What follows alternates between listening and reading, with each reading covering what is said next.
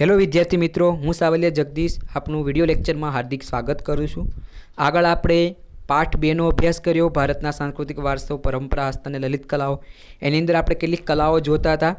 आ उपरांतनी अंदर आपणे पाठ बीजानी अंदर आपणे जैविक वारसो, भौतिक वारसो, सांस्कृतिक वारसो, 3 वारसाओनी व्याख्या जोई। सांस्कृतिक वारसामां कोनो समावेश थाय, योग विषे माहिती मेळवी, कई कई हस्तकलाओ छे ए कलाओना नाम आपणे जोया। आ उपरांत माटीकलानो अभ्यास कर्यो, कातरणकला वણાટકલાનો अभ्यास कर्यो, भरतकलाનો अभ्यास कर्यो, चर्म उद्योगનો अभ्यास कर्यो।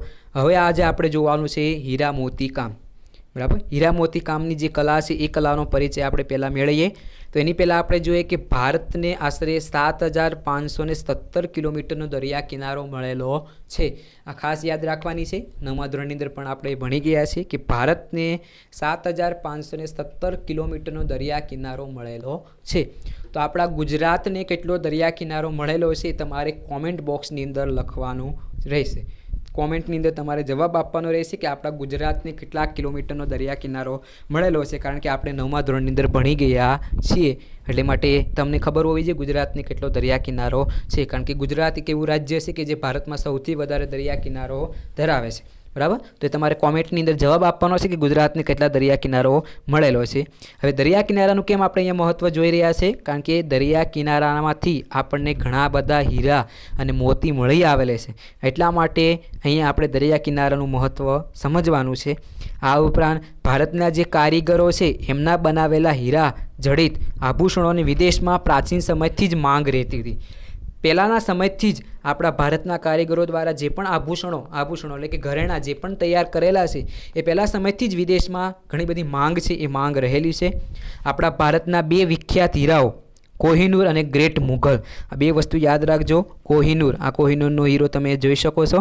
કોહિનૂર જે અત્યારે બ્રિટનની જે રાણી છે એમના તાજ ઉપર અહીંયા રાખવામાં આવેલો છે, એ કોહિનૂર અને ગ્રેટ મુઘલ આવા 2 કિંમતી હીરાઓ આપણા ભારતની ખાણમાંથી મળી આવેલા છે। આંધ્રપ્રદેશની રાજ્યની આજુબાજુની જે ખાણ વિસ્તારો છે એ ખાણ વિસ્તારોમાંથી આ કોહિનૂર અને ગ્રેટ મુઘલ નામના 2 હીરાઓ પ્રખ્યાત થયેલા છે, જે આપણા ભારતમાંથી મળી આવેલા છે। प्राचीन समय में राजाओं, महाराजाओं, अमीर उमराओ एटले के पैसादार व्यक्तिओ, श्रीमंतो, श्रेष्ठीओ एटले के सोनीओ, महाजनों आ बधा लोको हीराजड़ित आभूषणों पहेरता हता। प्राचीन एटले के पहला समयनी अंदर आ बधा लोको हीरामांथी बनावेला घणा बधा घरेणाओ छे ए पहेरता हता। तेओ आभूषणोनी शोभा वधारवा माटे हीरा, माणेक, मोती, पन्ना, पोखराज, नीलम जेवा किंमती रत्नोनो उपयोग करता हता। जे तमने अहींया ए बाजुमां एक फोटोग्राफ मूकेलो छे एनी अंदर अलग अलग प्रकारना रत्नो छे, जेनी अंदर हीरा जोवो तो अहींया हीरो, आ उपरांत तो के मोती छे, आ उपरांत आ पन्ना छे, लाल रंगना जे होय छे पन्ना होय छे। पोखराज जे पीळा रंगना होय छे ने पोखराज कहेवाय छे। नीलम आ जे वादળી रंगनो छे ने नीलम कहेवाय छे। बराबर, आवा घणा बधा किंमती रत्नो आपणा भारतमांथी मळी आवेला छे अने आ बधा किंमती रत्नोनो उपयोग आभूषणोनी शोभा वधारवा माटे करवामां आवतो हतो। आभूषणनी अंदर एने जड़वामां आवता हता। प्राचीन समयमां जे राजा महाराजाओ हता, जे बादशाहो हता, ए पोताना सिंहासनो, पोताना मुंगठो, पोतानी माळाओ अने पोताना जे बाजूबंध छे એટલે કે પોતાના હાથનું જે કાંડું બાજુમાં જે બાજુબંધ હોય છે એની અંદરના બનાવટમાં પણ આ રત્નોનો ઉપયોગ પહેલા સમયની અંદર કરવામાં આવતો હતો। આ ઉપરાંત तो कि विविध आभूषणों में थतु मोतीकाम ए गुजरातनी हस्तकलानी एक आगवी विशेषताओ रहेली छे। आपणे जोईए तो कि जे पण अलग अलग प्रकारना घरेणाओ छे एनी अंदर अलग अलग प्रकारनुं मोतीकाम करवामां आवतुं हतुं, ए आपणा गुजरातनी हस्तकलानी एक आगवी विशेषता रहेली छे। आ उपरांत कलात्मक तोरणो तैयार करवा, जे तोरणो आपणे अहींया जोईए तो कि आ तोरण अहींया आपेलुं छे, कलात्मक तोरणो। आ उपरांत माळाओ, તમે બાજુમાં માળા જોઈ શકો છો। કળશ, आ रीतना कळश होय छे, कळशनी अंदर पण हीराओ जड़वामां आवता हता। घूघरा, पछीत, पछीत एटले के घरनी पाछळनी दीवाल, घरनी पाछळनी दीवालो होय त्यां आपणे जोईए के आवा अलग अलग प्रकारना वस्तुओ तैयार करी अने त्यां दीवाल उपर टींगाड़वामां आवतुं हतुं, दीवाल उपर लटकाववामां आवतुं हतुं। दीवालनी शोभा वधे एटला माटे, घरनी शोभा वधे एटला माटे। आ उपरांत लाटी, लाटी एटले के लाकड़ी, तो एवी लाकड़ीओ पण पहला समयनी अंदर तैयार करवामां आवती हती हीरा, मोती, माणकथी सजावट करीने। आ उपरांत चाकड़ा, बराबर, તો કે ચાકડા એટલે કે આપણે જે આ તમે ચિત્ર જોઈ શકો છો આવી રીતના ત્રિકોણ કલરના ચાકડા પહેલાં તૈયાર કરવામાં આવતા હતા અને આપણે ઘરમાં દિવાલમાં લગાવતા હતા. તો એ ચાકડા છે. આ ઉપરાંત લગ્નના નારિયેળ, તમે લગ્નનું નારિયેળ જોઈ શકો છો કે આવી રીતના મોતીથી લગ્નનું નારિયેળ તૈયાર કરવામાં આવતું હતું. અહીંયા નીચે માટલી છે, ઉપર નારિયેળ છે અને નીચે ઈંઢોણી છે. આ 3 વસ્તુ છે અને 3 વસ્તુને તમે જોઈ શકો છો કે સારી રીતના મોતીથી તૈયાર કરવામાં આવેલું છે. આ ઉપરાંત તો કે હાથ પંખા, બરાબર, જે મોતીના સજાવવામાં આવતા હતા.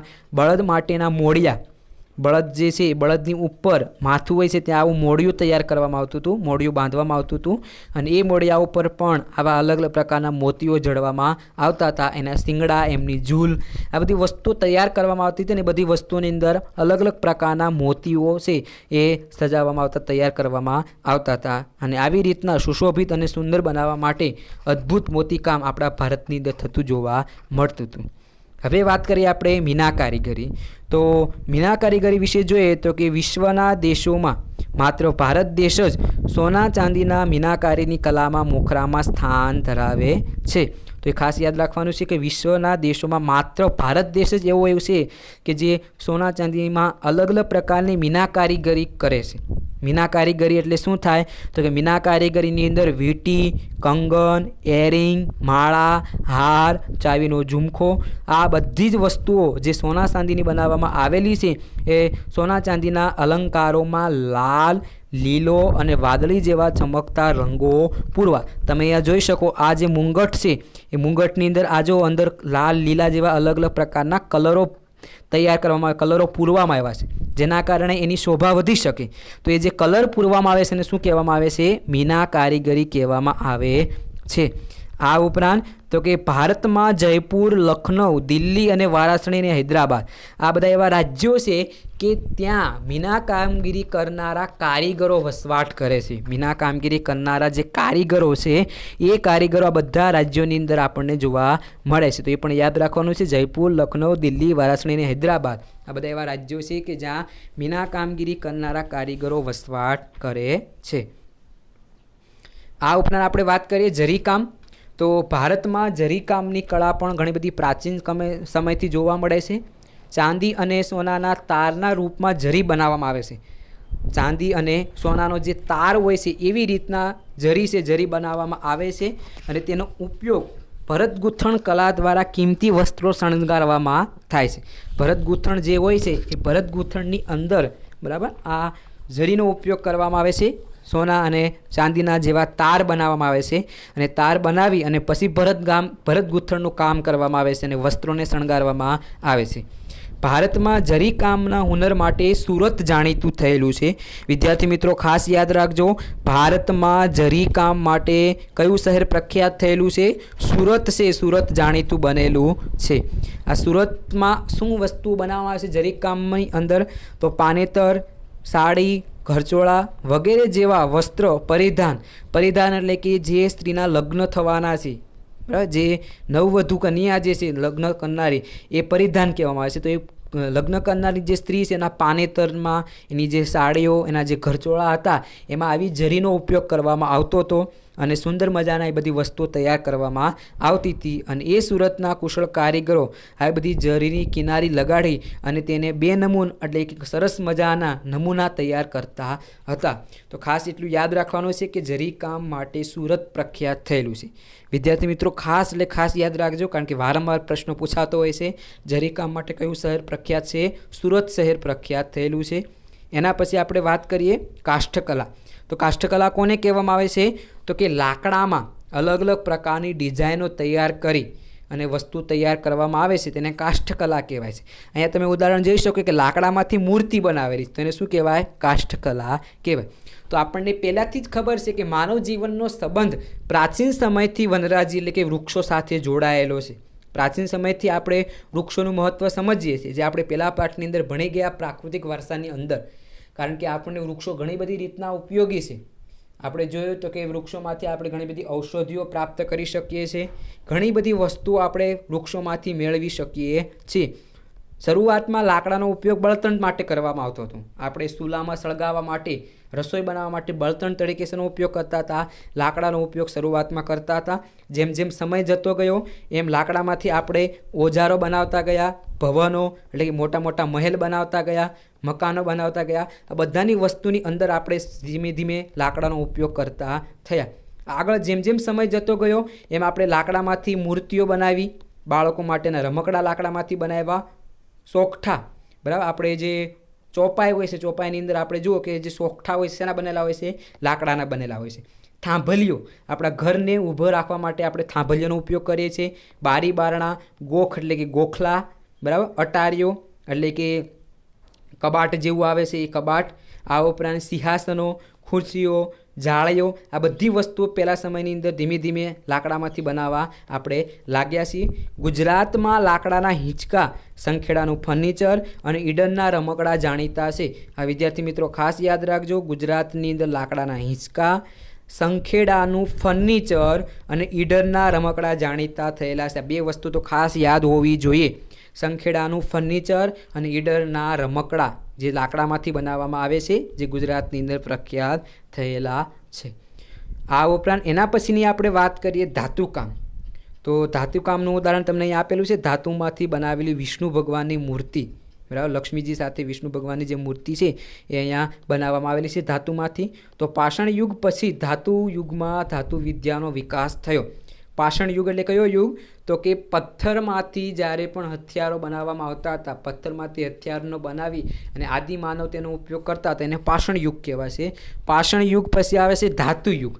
પાષાણ યુગ પછી શું આવે છે? ધાતુ યુગ. તો કે ધાતુમાંથી અલગ અલગ વસ્તુ તૈયાર કરવામાં આવે છે. ધીમે ધીમે લોખંડ મળે છે, ધીમે ધીમે અલગ અલગ પ્રકારની ધાતુઓ જેમ જેમ મળતી જાય છે એમ એમ આપણે ધાતુનો ઉપયોગ કરતા થઈએ છીએ. તો અહીંયા ધાતુ વિદ્યા આપણે જોવાનું છે. લોથલના જે કારીગરો હતા એ કારીગરો ધાતુમાંથી કેટલીક વસ્તુ બનાવતા હતા. કઈ કઈ વસ્તુઓ? તો કે દાંતરડા, શારડીઓ, બરાબર, જે લાકડા હોય છે એ લાકડાની અંદર હોલ પાડવા માટે, લાકડાને વીંધવા માટે શારડીનો ઉપયોગ થાય છે. તો એ શારડી પણ ધાતુમાંથી બનતી હતી. વળાંકવાળી કરવત, તમે જુઓ કે લાકડાને કાપવા માટે શું કરવામાં આવતું હતું? વળાંકવાળી કરવતનો ઉપયોગ કરવામાં આવતો હતો. તો વિદ્યાર્થી મિત્રો ખાસ એટલી વસ્તુ યાદ રાખવાની છે કે લોથલના કારીગરોએ ધાતુમાંથી કઈ કઈ વસ્તુ બનાવેલી હતી. તો એની અંદર દાંતરડા આવશે, શારડીઓ, વળાંકવાળી કરવત, આરા અને સોય. આરા તમે જુઓ તો કે ગાડી અને સાયકલ આ બધાની અંદર વચ્ચે ટાયરમાં આરા હોય છે. તો એ શેમાં બનેલા હોય છે? ધાતુના બનેલા હોય છે. સોય પણ ધાતુની બનેલી હોય છે. જેવા તાંબા અને કાંસાના ઓજારો આ કારીગરો તૈયાર કરતા. તો ખાસ યાદ રાખજો વિદ્યાર્થી મિત્રો કે લોથલના કારીગરો કઈ કઈ વસ્તુઓ ધાતુમાંથી બનાવતા હતા. તમને 1 માર્ક્સની અંદર આ પ્રશ્ન પૂછી શકે. આ ઉપરાંત પ્રાચીન ભારતમાં ધાતુમાંથી વાસણો, મૂર્તિઓ, પાત્રો અને યુદ્ધ માટે શસ્ત્રો પણ બનાવવામાં આવતા હતા. પહેલા સમયની અંદર જે પણ લોકો છે એ લોકો ધાતુમાંથી અલગ પ્રકારના વાસણો, આપણે જે અત્યારે ઘરમાં ઉપયોગ કરીએ છીએ વાસણો પણ ધાતુમાંથી બનતા હતા. મૂર્તિઓ જે તમને અહીંયા ઉદાહરણ આપ્યું, આ ઉપરાંત બીજી ઘણી બધી એવી મૂર્તિઓ છે કે જે ધાતુમાંથી બનતી હતી. આ ઉપરાંત પાત્રો એટલે કે અલગ અલગ પ્રકારના જે વાસણો છે, પાત્રો, બરાબર, યુદ્ધ માટે શસ્ત્રો, તમે જુઓ કે યુદ્ધ માટેના જે હથિયારો છે એ પણ ધાતુમાંથી બનાવવામાં આવે છે. આ ઉપરાંત ધીમે ધીમે જેમ જેમ સમય જતો ગયો એમ સોના અને ચાંદી જેવી ધાતુનો પણ ઉપયોગ કરતા થયા. સોના અને ચાંદીનો ધાતુનો ઉપયોગ આપણે આપણા સુશોભન માટે કરી રહ્યા છીએ. એના પછી તાંબુ, પિત્તળ, કાંસુ આ બધી ધાતુનો ઉપયોગ પણ આપણે કરતા થયા. એની અંદર આપણે આ બધી વસ્તુના વાસણો અને મૂર્તિઓ બનાવતા થયા. લોખંડનો ઉપયોગ પણ ધીમે ધીમે આપણે આગળ વધતા ગયા. લોખંડના ઉપયોગની અંદર આપણે ઓજારો બનાવ્યા, હથિયારો બનાવ્યા, અનેક વસ્તુ આપણે લોખંડમાંથી અત્યારે ઉપયોગ કરીએ છીએ. હાલના સમયની અંદર આપણે જોઈએ કે કોઈ પણ એવી વસ્તુ નથી કે જેની અંદર લોખંડનો ઉપયોગ ના થયો હોય.